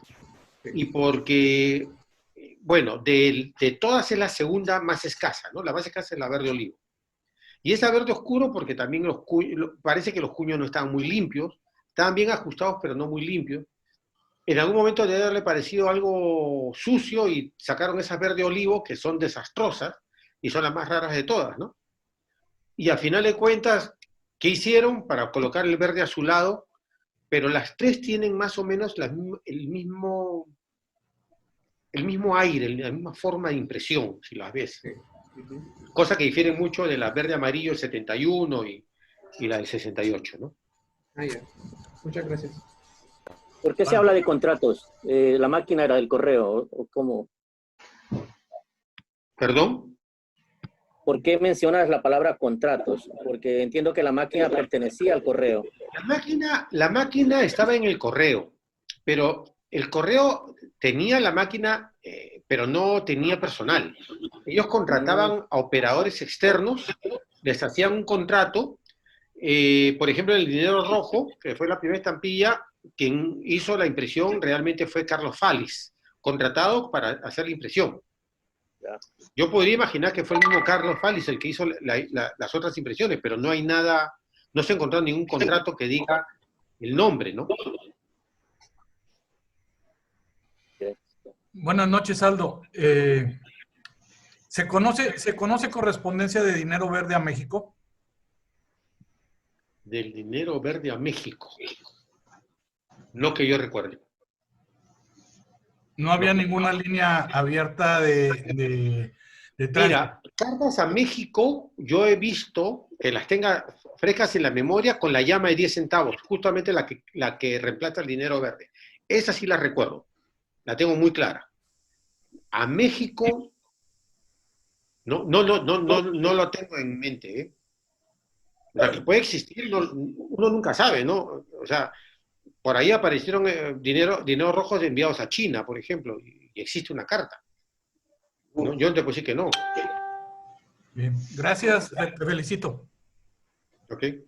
Hola Aldo, primero súper interesante la plática, solo una curiosidad, ¿hay cartas o hay alguna pieza que mezcle el dinero verde con el rojo? No, para nada. Mira, el dinero rojo circuló regularmente hasta septiembre del 68. En agosto, un mes antes, había salido el dinero verde. Pero no, yo no he visto ni una carta con los dos valores juntos. Y, es más, tampoco conozco la única carta falsa que perteneció a la colección de Ainer, era un dinero verde con una llama de 10 centavos. Curiosamente, sí se encuentra llama con la llama de 20 centavos, sí, que son legítimos. Pero con dos valores distintos del dinero verde con la llama, no. Ok. Interesante. Gracias. ¿No de qué? Aldo, una pregunta. Dime. ¿Me oyes? Sí, Guillermo, ¿cómo estás? No, no, ese sobre del primero que pasaste de Ayabaca, ¿cómo sabe que fue por barco y no eso solamente la carrera de Valles, que fue completamente por tierra? O sea, Porque la ¿tienes carrera alguna de idea del Valle, tiempo que pasó o...? sí, yo he tenido varias cartas de la carrera de Valles, tú también debes de tenerlas, y hay una parte de la carrera de Valles que sí se hace por tierra, que es la parte que llega prácticamente hasta las serranías de Ancash, o sea, lo que viene a ser Casma, las ciudades pequeñitas, lo que nosotros conocemos como el norte chico. Pero toda la correspondencia que iba hacia Huamachuco, hablando de puertos, ¿no? Huamachuco, Paita y alguno más que en el camino, todos iban, o sea, toda la correspondencia la hacían llegar por vía marítima. Ya, o sea, solamente por ese dato, o sea, no hay unas fechas en el... En algunos casos, mira, yo en algunos casos tengo cartas con las fechas que no pues te van a dar en la vida, te van a decir que en 2 días vas a llegar de Paita a Lima por tierra. Ya. El ¿No? otro O sea, sobre el otro sobre que tengo curiosidad para saber cuándo cambió, tienes un sobre a Cuenca, Ecuador, con solamente un porteo de 10, perdón, de un dinero. de 10 centavos. Sí. Sí. Y teóricamente el correo que iba al sur pagaba 10 centavos y el que iba al norte, a Guayaquil y Buenaventura, en fin, pagaba el doble. ¿Cuándo cambió eso? ¿Cuándo cambió a 10 centavos? 1800, es antes del dinero verde. Es mucho antes del dinero verde. 1863, creo, 65. Lo tengo anotado por una parte, pero no lo tengo acá en la pantalla. Pero es antes de la aparición del dinero verde. Ya. Y por último, ¿hay alguna...? Disculpa, solamente la carta, la correspondencia que va a Guayaquil. La que iba a Panamá, no. La que iba a Guayaquil y Buenaventura. Buenaventura, sí. Claro. ¿Hay una emisión albino? ¿Una emisión? El dinero verde, ¿hay alguna impresión albino, sin color? Que sea No, el albino tú sabes muy bien puñas. que es el tema. El albino es el tema, el hecho de desprender una estampilla que estaba pegada en la parte de atrás de un papel montado. Así es. ¿Se Existe conocen porque casos incompletos? Aina tenía una que la mostraba como albina, y la verdad es que lo único que ocurre es que es el hecho de haberse despegado de un papel montado, donde el traslape no ha sido de unos 7 milímetros, 12 milímetros, que normalmente era lo que ocurría, sino que sencillamente han pegado pues la tira mucho más, ¿no? O sea, estampilla y media, por decirlo de alguna manera, ¿no? Walter Bridge tiene una tira, por ejemplo, donde hay una estampilla albina que prácticamente tiene el 90% de la estampilla. Blanco. Y bueno, y por último, que en un comentario nomás, que esa estampilla del ferrocarril, la compañía de ferrocarriles estaba bajo la obligación de no llevar contrabando. Y el correo exigía que cualquier sobre tuviera la estampilla y que tuviera un sello, que estuviera matasellada. Entonces gente a veces entregaba una estampilla con sobre en el tren y ellos tenían la obligación de matasellarla para que no se considerara contrabando, ¿no? Eso es, claro. Lo mismo ocurrió con los matasellos, los vapores de la Pacific Steam, del vapor Coquimbo, el vapor Eten, en fin, que tenían que matasellar para que no fuera contrabando. Sí, claro, pero lo curioso, Guillermo, en este caso es de que el servicio de ferrocarril, la compañía de ferrocarriles aceptaba el porte de 5 centavos en la época de la prohibición. Sí. Cosa sí. que el correo formalmente, si tú ibas a la oficina de correos, te cobraban los 10 centavos. Es más difícil encontrar 10 centavos que 5 centavos en esa época. Sí, porque, ojo Guillermo, que hay dos periodos de bicentavo. Yo solamente te he mostrado un periodo. Luego, alrededor del año 70, hay una comunicación del correo que sale publicado por Nicoletti, donde el correo finalmente acepta la bisección del dinero verde porque se había convertido en uso común y porque había falta de estampillas de 5 centavos de la llama de 5 centavos que había sido impresa para ese fin, ¿no? Entonces, por ahí tengo yo, mira, el decreto lo tengo por aquí. En abril del 70, Dávila Condemarín prácticamente acepta la bisección del dinero verde, pero eso a nivel de oficina postal, por eso que esas bisectados del periodo del 70 corresponden a correspondencia entregada en la oficina de correos, con el porte 5 centavos reducido. Existen cartas de esas. Incluso hay un bisectado transversal en vez de ser triangular. Pero la que mostré yo en este caso era el periodo que debía estar prohibido, ¿no? Era lo curioso. Y de esta existen, si no me equivoco, por lo que tengo aquí el listado, son 3 cartas de ese periodo. Y otras 6 del otro periodo. Es raro encontrar ese franqueo en el periodo del cambio. Es difícil. O sea, le he buscado y lo he encontrado, pero después de los dos mucho son tiempo. raros. Los dos son raros, Guillermo. Uno y otro periodo, los dos son bastante raros. O sea, en total no suman ni 10 cartas. Y están listadas todas en qué manos estuvieron. Algunas creo que están en Smithsonian. La carta que tú has visto fue listada por Moll, mostrada por Moll en su libro, en el año 83, y estuvo en Niner también. Y es unas cartas importantes, ¿no? O sea, bueno, es la más conocida para nosotros en eso. Y lo curioso es justamente la cancelación del ferrocarril. Gracias. No, ¿de qué? Gracias a ti. Gracias por estar. ¿Alguna pregunta adicional para Aldo? Solo un comentario, Aldo, si me permites, para la pregunta de Jaime.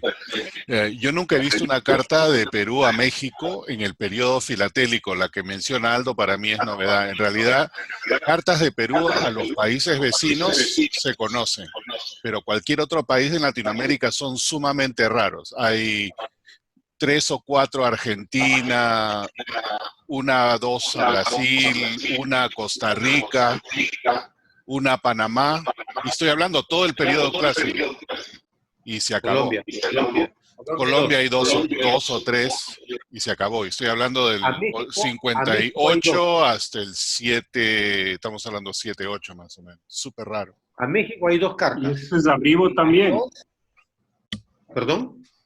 ¿Y también es para arribo o solo salida? Arribo, no sé, pero yo tengo una carta de México, de Mazatlán a Lima, pero es prefilatélica, que es el 51, creo. He visto otra más. En el periodo colonial he visto más de México a Lima.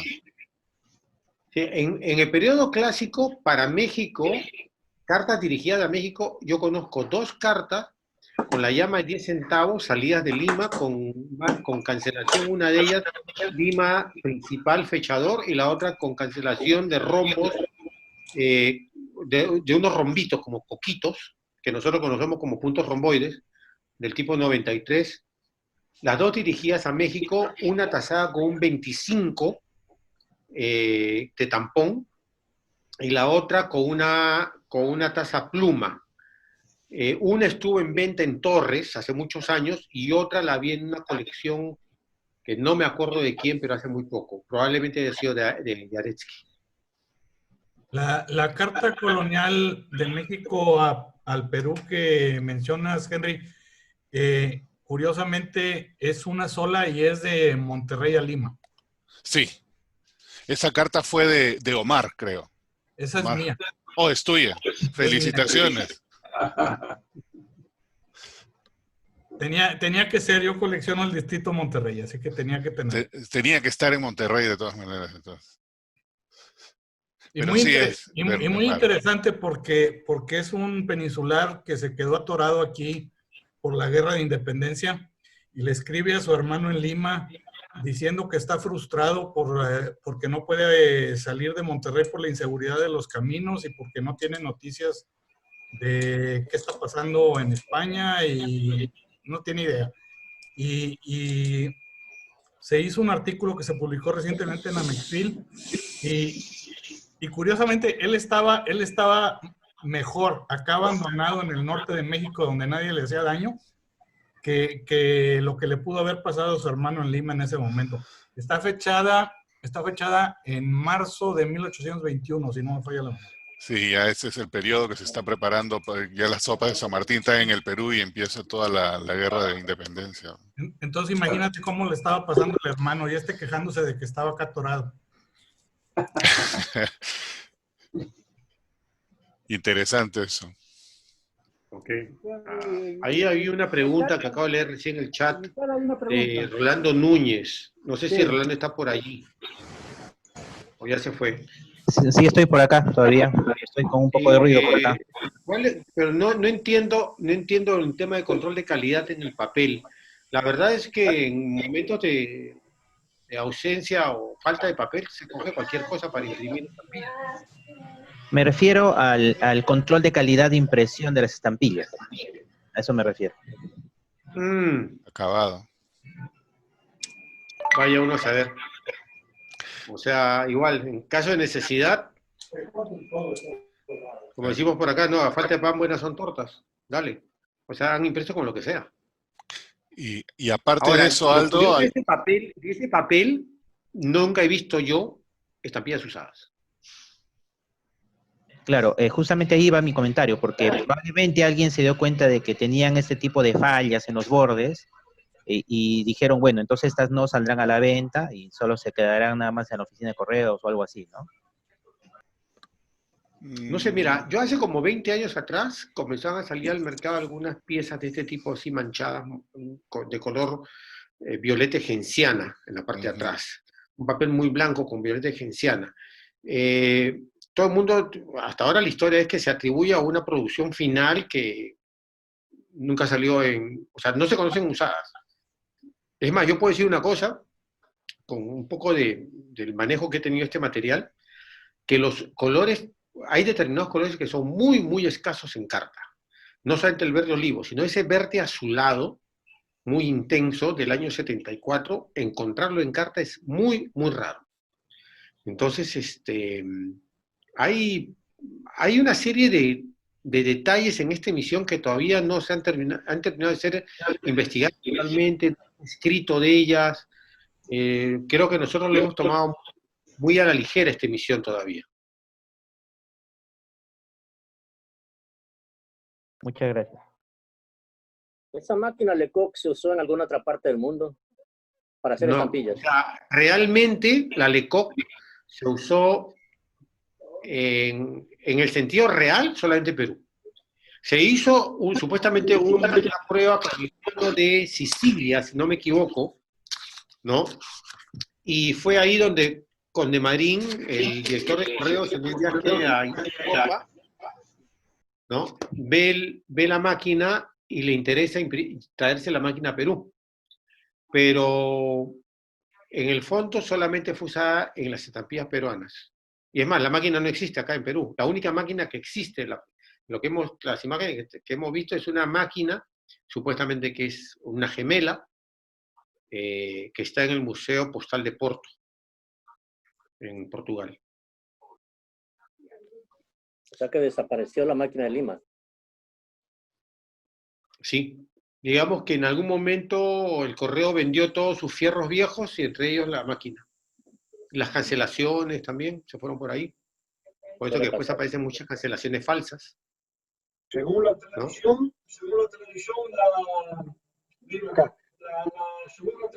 la máquina de coca acá en Lima lo fundieron para hacer la estatua de Manco Cápac en la Victoria. Pero no he entendido nada aquí. Que la tradición acá en Lima dice que la máquina de coca lo fundieron y hicieron la estatua de Manco Cápac en la Victoria. Ah, sí. Sí. Es una historia, eso es una leyenda urbana eso también.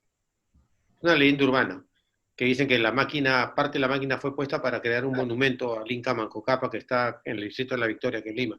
Es una leyenda urbana de algún antiguo filatelista de los años 30 o 40. Hay que sacarle pero no hay nada real de eso. El ADN. ¿Quién sabe? Sí. El hecho es que la máquina no existe más. Elvis, para ampliar lo que él preguntó, ¿no? De dónde más se usó. En realidad la máquina Lecoq, como Aldo dijo en la primera presentación, era una máquina para hacer tickets de trenes. O sea, la máquina debe existir en otros lugares del mundo para eso. En el Perú la modificaron para hacer estas estampillas. Algo así había escuchado. Gracias. O sea, vamos a ser un poquito más claro, gente. La máquina la vendieron con los curos, las estampillas del dinero y la peseta. Claro. O sea, ya la enviaron modificada. Claro. El propósito original de esa máquina era hacer billetes de tren. ¿No? Así como cuando íbamos al cine y nos daban unos tiquecitos largos en el cine en los años 70 y 80, lo mismo. Era más o menos ese es el estilo de la máquina.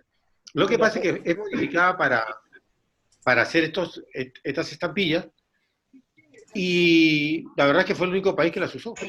Pero ¿por qué hay una máquina Lecoq en Portugal, en el Museo Postal? O sea, ¿por qué hay una máquina Lecoq en Portugal en el Museo Postal, si nunca se usó?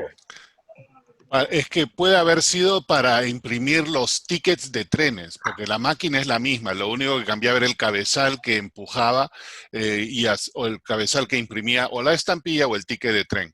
O sea, está en el Museo Postal porque se usó en el Perú, la referencia y todo. Pero la máquina allá quizás sea la que se usó para imprimir tickets de tren. Hay una cosa, hay que considerar, que hay que tomar una cosa en cuenta en eso, para esa máquina. La vez pasada tú me alcanzaste un link donde estaba una descripción de máquinas, y de entre ellas la Lecoq de una feria, de una exposición universal del año 80 y tantos. Y estaba el señor Lecoq con su máquina y la descripción de la impresión. Claro. Pues bien, ¿acaso la máquina que está en ese museo no puede ser esa que estuvo en la exposición de París? Puede ser, porque ahí es donde la ve Dávila Contemarín.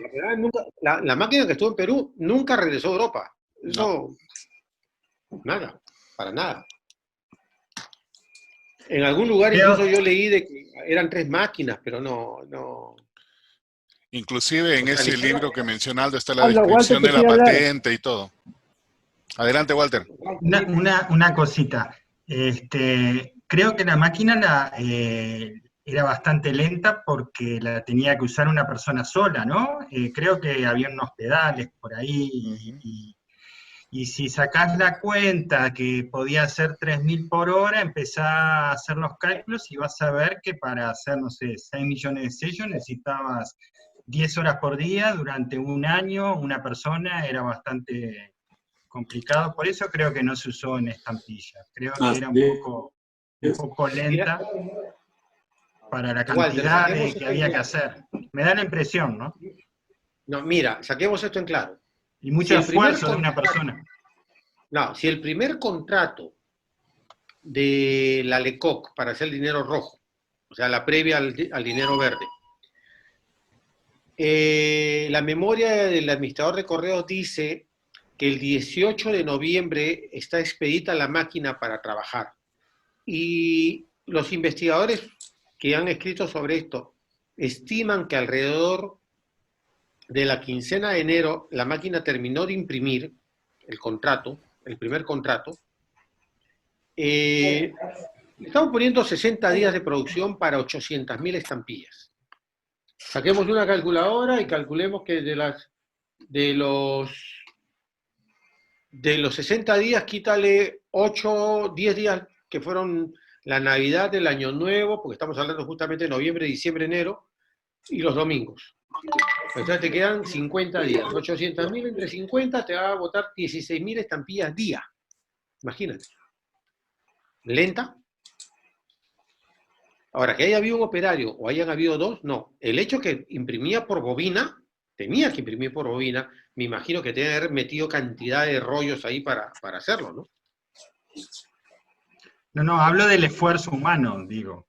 El esfuerzo es serio. Ahora, yo creo, Walter, y esto lo conversamos tú y yo hace un tiempo, me parece que debieron haber habido 2 personas, porque por lo menos una persona que recibiera la bobina que iba saliendo, y el otro que estuviera controlando, que estuviera haciendo la máquina alimentada. Porque si no, no había forma. La máquina en sí tenía un espacio donde se podía colocar una bobina. Las imágenes que aparecen de la máquina de Porto muestran que debajo de la volante hay un espacio como para ubicar una bobina de papel. Pero cantidad que haya hecho, mira, 16.000, quítale un turno de 6 horas, que haya hecho 2.500 por hora. Es bastante. Y eso es lo que reporta, ojo, eso es lo que reporta el primer contrato. Por eso el segundo contrato yo lo tengo por acá, pero yo creo que el segundo contrato también reporta un periodo bien corto para una producción tan grande de 800.000 estampillas. No, si solamente hablamos del rojo, imagínate el verde. Claro. Está claro, por eso me parece que capaz que era el esfuerzo, la gente tiene que estar... de 2 personas. Sí, para mí un esfuerzo grande.